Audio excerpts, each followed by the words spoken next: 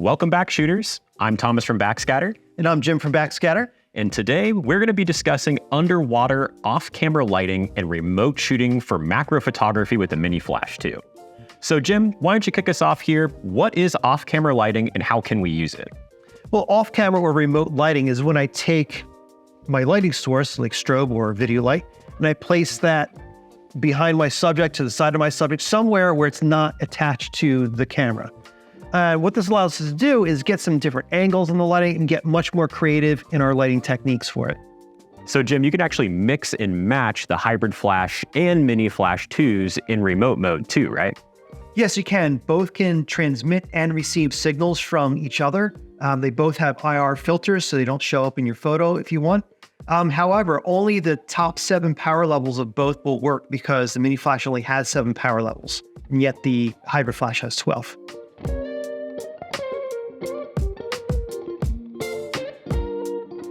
All right, so can you talk to us about some of the gear that you use for remote shooting? Right, so in addition to the normal macro gear you have, like a macro lens, diopter if you're doing really small stuff, and on-camera lighting, for your off-camera lighting, what you really need is some way to mount it. So something like a tripod or the Backscatter remote lighting muck stick would be another thing to mount it on. I like the muck stick because you stick it in the sand, and if there's some current, it's not going to blow over like a tripod potentially could. Plus, it's a little smaller and easier to clip off for stuff.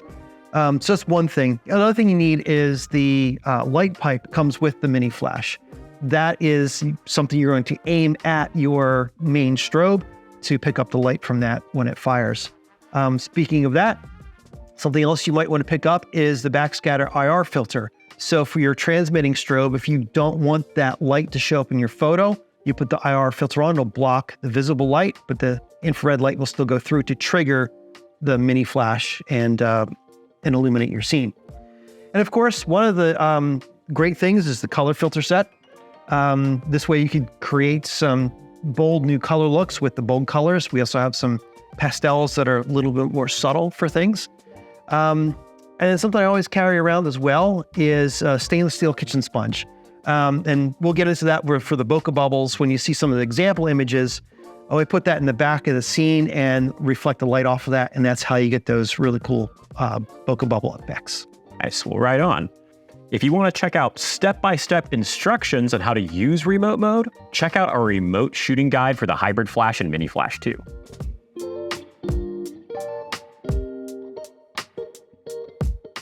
So how about the techniques that you use to get these types of shots?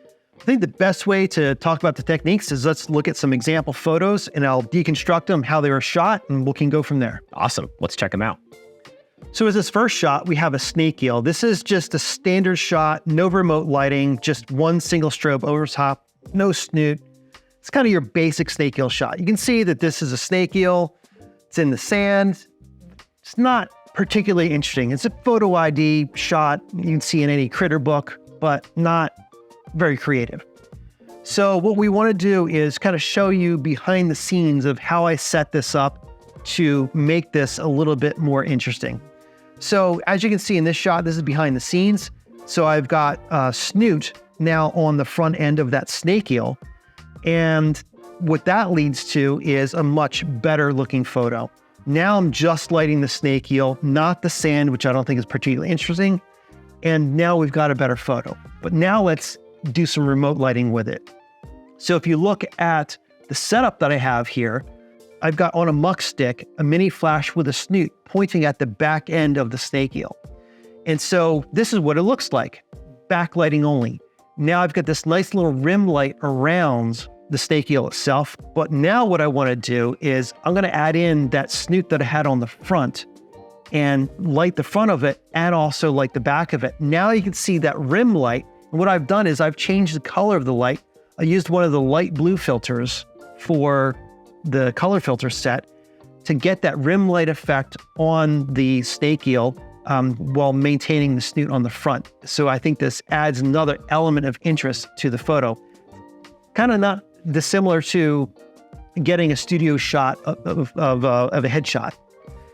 Because there's always 3 strobes in that kind of a shot, and one of them is always pointed at the back of your head to give that rim light type effect. we're now bringing that studio lighting underwater to this situation. So if you look at the setup, the way I have this done is I have one strobe that is the snoot for the front. I've got one strobe for that's remotely placed for the backlighting. Then I have another third strobe with the IR filter, which is controlling the strobe in the back. If I need to make a power level change, I dial it up on the one that has the IR filter on it, and I remotely transmit that signal to the remote strobe. This way I don't have to reach over the subject or risk stirring anything up, because this is a muck kind of environment. Things get stirred up very quickly here. And if I reached over a critter, a lot of times it's a pretty aggressive move. And those things could then take off, get skittish, go in their hole, something like that. And then you don't have a scene anymore to shoot. Awesome. It's really cool to see. It's the same subject, but so many different photos out of that just one single subject. It looks completely different almost every single time. Yeah, and the nice thing about the color filters, once you have the shot set up, you can easily switch and try different colors. And this shot wouldn't work using a video light in the background because I needed fast shutter speed to achieve a black background.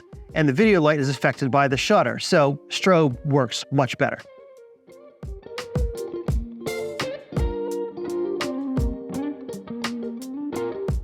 So you mentioned that kitchen sponge earlier, that steel sponge. What would you be using that for in regards to color filters? For that is how I create the bokeh bubbles in the background. So if you take a look at this setup here, you can't see it in here because it's so small, but it's a pygmy cuttlefish, right? And so I'm snooting that from the front.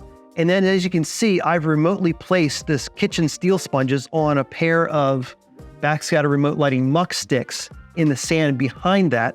So I used two so I could spread it out a little bit. And then I have another strobe remotely placed with a purple color filter on it to light up those kitchen sponges. Now, the technique for this to get those bokeh bubbles is I need to have an aperture that's wide open enough, and also the sponges be further away enough so that they're out of focus. So the further away they are, the more out of focus they are. The closer I am to the foreground subject, the smaller it is. If I'm using a diopter, that will throw the background more out of focus. And using a more open aperture with that as well helps with that, to get those out of focus. Because if you use a really stopped down aperture, then it's gonna look like a kitchen sponge. Mm-hmm. Yeah. It's not gonna be out of focus. So here's the setup. So I've got the pygmy cuttlefish is being lit. I've got all these other things set up. I've got my remote strobe placed. I've got my my main transmitting strobe with the IR filter on because I don't want it showing up in the image. And that's controlling the remotely placed purple light on the strobe. Nice. So that's the setup. So here's what it looks like. So as you can see, I'm lighting up and snooting the pygmy cuttlefish, and I chose a complementary color because it's kind of purpley. So I picked a purple bold color for the background. And the reason I've got those bokeh bubbles pretty big is because it's a wider open aperture, it's further away, and the cuttlefish is so small.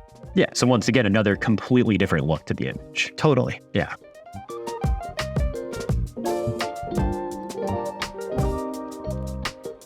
So those are some pretty bold effects. What other things can you use this for? Well, in this next example shot, what I've set up here is there's a goby in a beer bottle. And I thought this would have been a great shot to use the Nauticam MWL lens. That's a lens that's a macro wide angle where it'll do 160 degrees, but still do macro really close up. So I can have a diver in the background for that particular kind of shot. So what I did for the setup is I wanted to light up the back of the beer bottle. And so I used the green bold card for the color filter because it matches the goby's green eye. So it's more of a subtle effect of the green light coming through the back of the bottle, but the setup is essentially the same. I'm not using muck stick for this one because I just need the strobe to be in the back of the bottle. So I've got that set up. I'm sticking the light pipe straight up in the water, pointed towards my main strobe that has the IR filter on it. It's going to control the one in the back. And then I'm snooting the front end of the bottle because I just want to light the bottle and the goby, but nothing else in the scene. And so that's the setup. Now here's what the shot looks like. So the shot, I've got the green coming through the back of the bottle. I've got the goby coming out front that's nice and snooted, and I've got my diver in the background. So I'm adding a lot more creative elements to this image. I like how the green of the strobe light matches with the green eye of the goby. So that's another creative kind of way you can take the imaging to another level by adding in remote lighting. Yeah, absolutely. It doesn't all have to be super exaggerated. It can be a little bit more subtle like this and also have a ton of different elements. Exactly.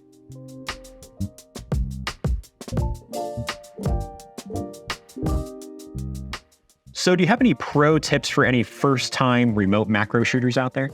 Yeah, so I would say start with one technique first, and especially on something that's not moving, maybe like a blenny in a hole or kind of like a snake eel, something that does not move. So this way you could really take your time getting set up on it.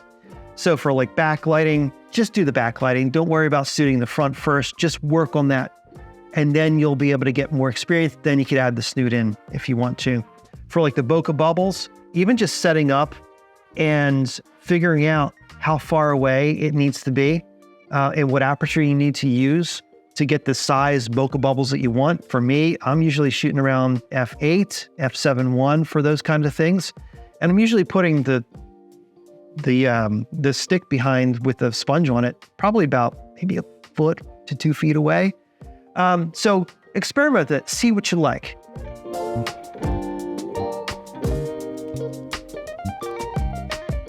Well, that was a ton of great info. Thanks so much, Jim, for coming by and talking remote macro and everything you need to know about it. No problem. Great to do it. Awesome.